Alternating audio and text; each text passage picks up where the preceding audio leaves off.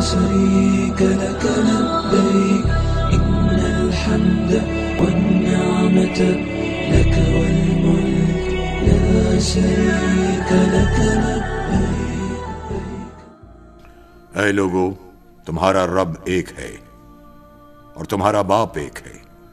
تم سب آدم علیہ السلام کی اولاد ہو اور آدم مٹی سے بنے تھے. اے لوگو، ہم نے تمہیں ایک مرد اور ایک عورت سے پیدا کیا ہے اور تم کو قومیں اور قبیلے بنا دیا تاکہ تم ایک دوسرے کو پہچان سکو.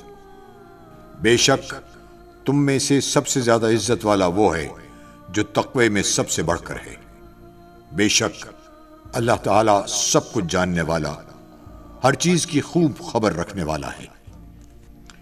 کسی عربی کو عجمی پر، کسی عجمی کو عربی پر، کسی کالے کو گورے پر اور کسی گورے کو کالے رنگ و نسل کی بنیاد پر کوئی فضیلت نہیں. اللہ تعالیٰ کی بارگاہ میں فضیلت کا مدار صرف تقوی پر ہے. میں تمہیں اللہ کی عبادت اور تقوی کی وصیت کرتا ہوں اور تمہیں اس کی اطاعت کا حکم دیتا ہوں، اور آغاز کلام اس سے کرتا ہوں جو خیر ہے. سنو، زمانہ جاہلیت کی تمام باطل قدروں کو میں اپنے قدموں تلے روند رہا ہوں. سنو، عہد جاہلیت کی ہر باطل رسم و روایت کو میں اپنے دونوں قدموں تلے پامال کر رہا ہوں. سنو، عہد جاہلیت کے نسل در نسل خونی انتقام کے سلسلے اور باطل طریقوں سے حاصل کیے ہوئے مال اور افتخار کے جاہلی معیارات کو قیامت تک کے لیے ختم کر رہا ہوں. بے شک عہد جاہلیت کے تمام عہدے اور منصب ختم کیے جا رہے ہیں. صرف بیت اللہ کی خدمت و نگرانی اور حاجیوں کو پانی پلانے کا منصب باقی رہے گا. قتل عمد کے لیے قصاص ہے، اور قتل شبہ عمد یعنی لاٹھی یا پتھر کی ضرب سے کسی کی موت واقع ہو جائے تو اس کی دیت 100 اونٹ ہے. جو اس سے زیادہ کا مطالبہ کرے تو یہ عہد جاہلیت کے اثرات کا نتیجہ ہے. آج میں تمام سودی مطالبات ختم کیے جا رہا ہوں، لیکن اصل زر کی ادائیگی لازم ہوگی تاکہ نہ مقروض پر ظلم ہو اور نہ قرض خواہ کا حق مارا جائے. اللہ تعالیٰ نے حتمی اور قطعی حکم صادر فرما دیا ہے کہ سودی نظام نہیں چلے گا. زمانہ جاہلیت کے سارے سودی واجبات ختم کر دیے گئے ہیں، اور سب سے پہلے میں اپنے چچا عباس بن عبد المطلب کے سارے سودی واجبات کو ختم کرتا ہوں. زمانہ جاہلیت کے نسل در نسل جاری رہنے والے خونی انتقام کا دستور ختم کر دیا گیا ہے، اور سب سے پہلے میں اپنے خاندان کے ایک فرد ایاس بن ربیعہ بن حارث بن عبد المطلب کے خون کو معاف کرتا ہوں. وہ ایام رداعت میں بنو لیس میں تھے کہ قبیلہ حزیل کے لوگوں نے انہیں قتل کر دیا. یہ پہلا خون ہے جس سے میں زمانہ جاہلیت کے دستور کو ختم کرنے کی ابتدا کر رہا ہوں. اے لوگو، قمری مہینوں کی ترتیب میں تقدیم و تاخیر یہ زمانہ کفر کی زیادتی ہے. اس کے ذریعے کافروں کو گمراہ کیا جاتا ہے کہ وہ اپنی نفسانی خواہش کے تحت ایک سال محرم کے مہینے میں جنگ کو حلال کر دیتے ہیں اور دوسرے سال اسے حرام کر دیتے ہیں، تاکہ اللہ تعالیٰ نے حرمت والے مہینوں کی جو تعداد مقرر کی ہے وہ پوری ہو جائے. اسی کا نتیجہ ہے کہ وہ اللہ تعالیٰ کے حرمت والے مہینے کو حلال کر دیتے ہیں اور حلال مہینوں کو حرام کر دیتے ہیں. سنو، آج زمانہ گھوم پھر کر اسی ترتیب کے مطابق آ گیا ہے جو آسمانوں اور زمینوں کی تخلیق یعنی ابتدائے آفرینش سے جاری تھی. اللہ تعالیٰ نے اپنے تکونی نظام میں مہینوں کی تعداد 12 مقرر فرمائی ہے. ان میں سے 4 حرمت والے ہیں. ان 4 حرمت والے مہینوں میں سے 3 مسلسل ہیں، یعنی ذوالقعدہ، ذوالحجہ اور محرم، اور ایک رجب ہے جو جمادی الثانیہ اور شعبان کے درمیان ہے. اور قمری مہینہ کبھی 29 دن کا ہوتا ہے اور کبھی 30 دن کا. سنو، حج قیامت تک ذوالحجہ ہی میں ہوگا. اے لوگو، تمہارے جسم، تمہاری جان، تمہارے مال اور تمہاری عزت و آبرو کو ایک دوسرے پر وہی حرمت حاصل ہے جو اس مہینے ذوالحجہ، اس شہر مقدس مکہ المکرمہ اور اس دن یوم عرفہ کو حاصل ہے جس میں تم سب آج جمع ہو۔ میری بات غور سے سنو، تم عزت والی زندگی پاؤ گے، مگر شرط یہ ہے کہ نہ دوسرے پر ظلم کرو اور نہ تم پر ظلم کیا جائے، اور نہ اپنے آپ پر ظلم کرو۔ اے لوگو، بے شک ایک مسلمان دوسرے مسلمان کا بھائی ہے، سب مسلمان آپس میں بھائی بھائی ہیں۔ ایک مومن کا سب کچھ دوسرے پر ایسا ہی حرام ہے جیسے آج کے دن کی حرمت۔ اس کا گوشت دوسرے پر حرام ہے، وہ غیبت کر کے اس کا گوشت نہ کھائے۔ ایک مسلمان کی آبرو دوسرے پر حرام ہے، کوئی کسی کا عیب ظاہر نہ کرے۔ ایک مسلمان کا چہرہ دوسرے پر حرام ہے، کوئی کسی کو تھپڑ نہ مارے، کوئی کسی کو ایذا نہ پہنچائے، کوئی کسی کو ایذا پہنچانے کے لیے دھکا نہ دے۔ ہر مسلمان کے لیے دوسرے مسلمان بھائی کا خون حلال نہیں، کسی بھی مسلمان کے لیے دوسرے کا مال حلال نہیں ہے سوائے اس کے کہ وہ خوش دلی سے کوئی چیز اسے دے۔ میں تمہیں بتاتا ہوں کہ حقیقی مسلمان کون ہے۔ حقیقی مسلمان وہ ہے جس کی دست درازی اور زبان کی اذیت سے دوسرا مسلمان محفوظ رہے۔ حقیقی مومن وہ ہے جس سے لوگوں کی جان و مال محفوظ رہے۔ حقیقی مہاجر وہ ہے جو گناہوں اور اللہ تعالیٰ کی نافرمانی کو ترک کر دے۔ حقیقی مجاہد وہ ہے جو اللہ تعالیٰ کی اطاعت میں اپنے نفس کی باطل خواہشات کے خلاف جہاد کرے۔ سنو، تم میں سے جس کے پاس کسی کی امانت ہے وہ اس کے حقدار کو لوٹا دے۔ قرض کا ادا کرنا لازم ہے، عاریتاً لی ہوئی چیز مالک کو واپس لوٹا دی جائے۔ جو کسی کا ضامن بنے اس پر لازم ہے کہ اپنی ذمہ داری پوری کرے۔ جرم کی سزا اسی کو ملے گی جس نے جرم کا ارتکاب کیا ہے۔ بیٹے کے جرم میں باپ اور باپ کے جرم میں بیٹا نہیں پکڑا جائے گا۔ عورتوں کے معاملے میں ہمیشہ اللہ سے ڈرتے رہو، کیونکہ تم نے اللہ کی امانت کے طور پر حاصل کیا ہے، اور ان سے ازدواجی تعلق اللہ تعالیٰ کے قانون کے تحت تمہارے لیے حلال ہوا ہے۔ سنو، تمہارے لیے عورتوں کے بارے میں حسن سلوک کی وصیت ہے، کیونکہ وہ تمہاری پابند ہیں اور ان پر تمہارے اختیار کا دائرہ محدود ہے۔ اے لوگو، عورتوں کے تم پر اور تمہارے عورتوں پر کچھ حقوق ہیں۔ تمہارا عورتوں پر حق یہ ہے کہ وہ کھلی بے حیائی نہ کریں، وہ تمہاری خوابگاہ کو کسی غیر سے پامال نہ کرائیں، تمہاری اجازت کے بغیر کسی ناپسندیدہ شخص کو تمہارے گھر میں داخل نہ کریں۔ اگر وہ خدا نخواستہ ایسا کرتی ہیں تو اللہ تعالیٰ نے تمہیں اختیار دیا ہے کہ تم تادیب کے طور پر ان کا بستر الگ کر دو۔ تم تادیب و تنبیہ کے لیے انہیں معمولی سزا دے سکتے ہو۔ اور تمہاری بیویوں کے بھی تم پر کچھ حقوق ہیں، یہ کہ تم لباس اور طعام کی سہولتوں میں ان کے ساتھ حسن سلوک کرو۔ اگر وہ تمہاری نافرمانی سے باز آ جائیں اور جائز امور میں تمہاری اطاعت کریں تو دستور کے مطابق انہیں خوراک اور لباس فراہم کرو۔ عورتیں معروف کاموں میں تمہاری نافرمانی نہ کریں۔ اگر وہ اس معیار پر پورا اترتی ہیں تو تمہیں ان پر کسی زیادتی کا کوئی حق نہیں ہے۔ عورتیں گھریلو اخراجات میں شوہر کی اجازت کا خیال رکھیں۔ بچے کا نسب اسی کی طرف منسوب ہوگا عورت جس کے نکاح میں ہے۔ زانی کے لیے محرومی ہے اور اس کا حساب اللہ کے سپرد ہے۔ کسی عورت کے لیے جائز نہیں کہ وہ اپنے شوہر کی اجازت کے بغیر اپنا مال کسی اور کو دے۔ سنو، جس نے اپنے نسب کی نسبت اپنے حقیقی باپ کے سوا کسی اور کی طرف کی تو اس پر اللہ تعالیٰ، اس کے فرشتوں اور سب لوگوں کی لعنت ہے۔ اس کی نہ کوئی فرض عبادت قبول ہوگی اور نہ ہی نفل۔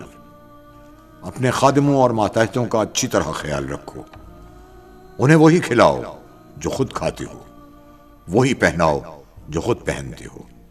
اگر وہ کوئی ایسا گناہ کرے جو تمہارے نزدیک ناقابل معافی ہے تو انہیں انتہائی سخت سزا دینے کے بجائے ان سے جان چھڑانے کا دوسرا طریقہ اختیار کرو۔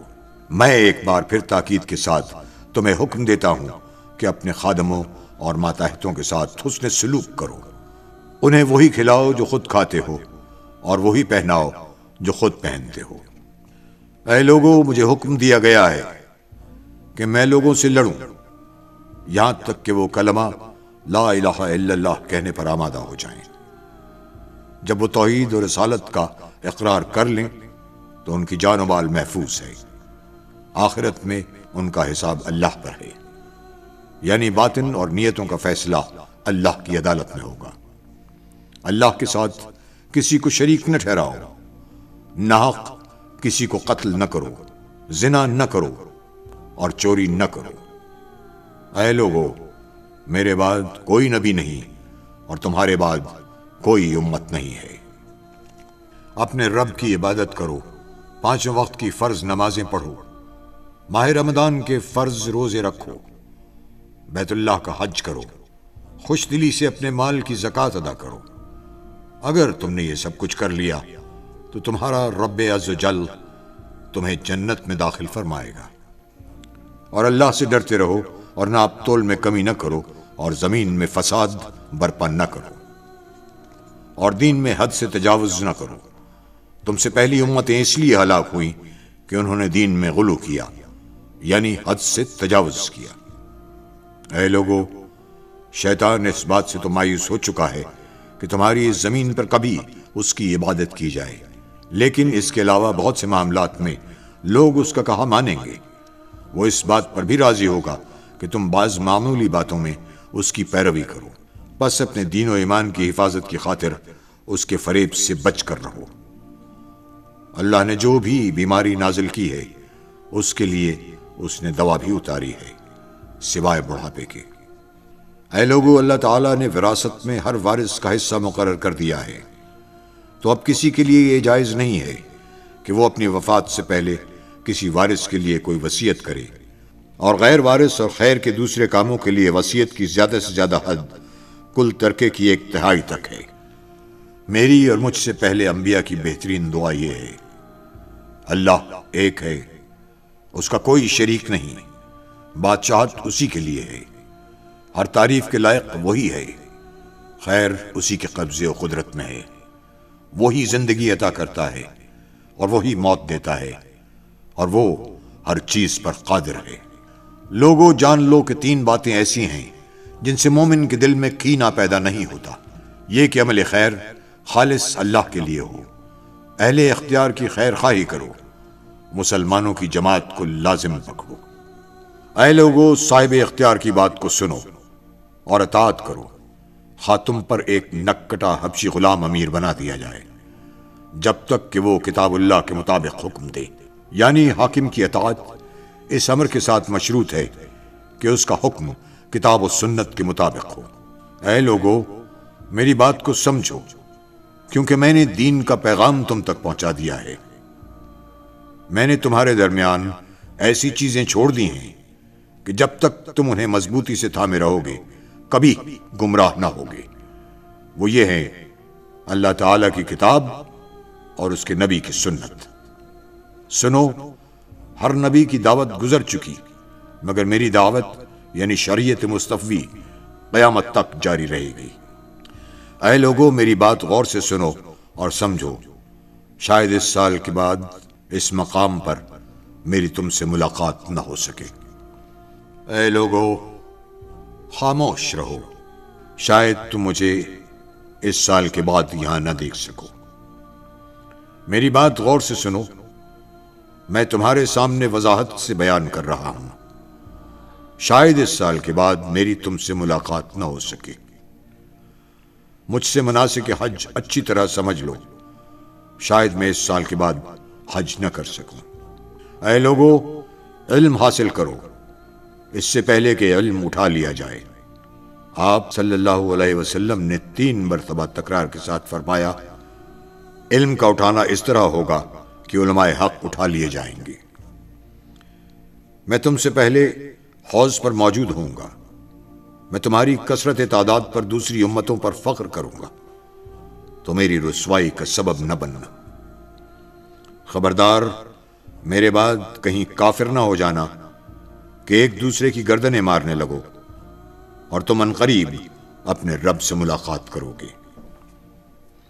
پس جو شخص دنیا میں رہتے ہوئے آخرت کو اپنے پیش نظر رکھے گا تو اللہ تعالی اسے قوت ایمانی عطا کرے گا، اسے اسی دنیا میں تونگری اور بے نیازی عطا کرے گا، اور دنیا اس کے قدموں میں سرنگوں ہوگی۔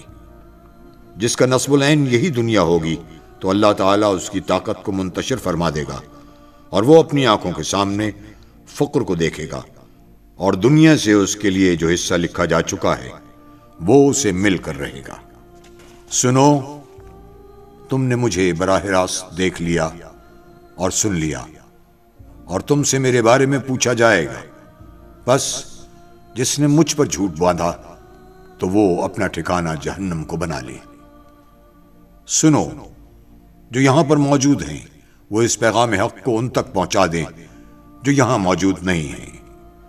ممکن ہے کہ وہ لوگ جو یہاں پر موجود نہیں ہیں وہ اس پیغام کی حفاظت براہ راست سننے والوں سے بھی زیادہ کریں۔ سنو، قریب والا اس پیغام کو دور والے تک پہنچا دیں۔ پھر آپ صلی اللہ علیہ وآلہ وسلم نے حاضرین سے مخاطب ہو کر دریافت کیا، لوگو، کیا میں نے اللہ تعالیٰ کا پیغام تم تک پہنچا نہیں دیا؟ یہ سوال آپ نے 3 بار فرمایا تو تمام صحابہ کرام نے یک زبان ہو کر اقرار کیا کہ آپ نے یقیناً یہ پیغام ہم تک پہنچا دیا ہے۔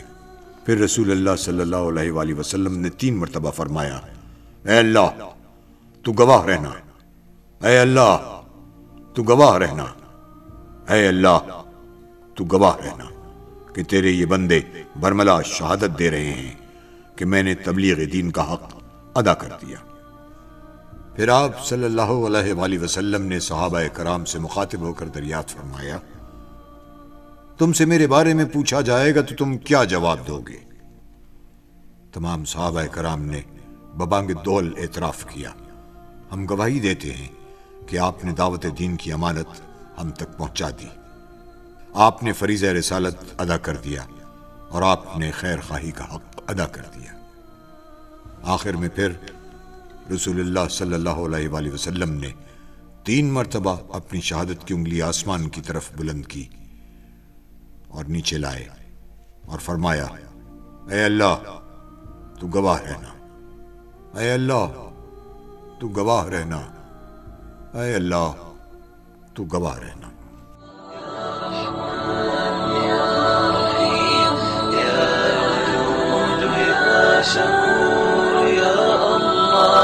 لبيك اللهم لبيك، لبيك لا شريك لك لبيك، إن الحمد والنعمة لك والملك لا شريك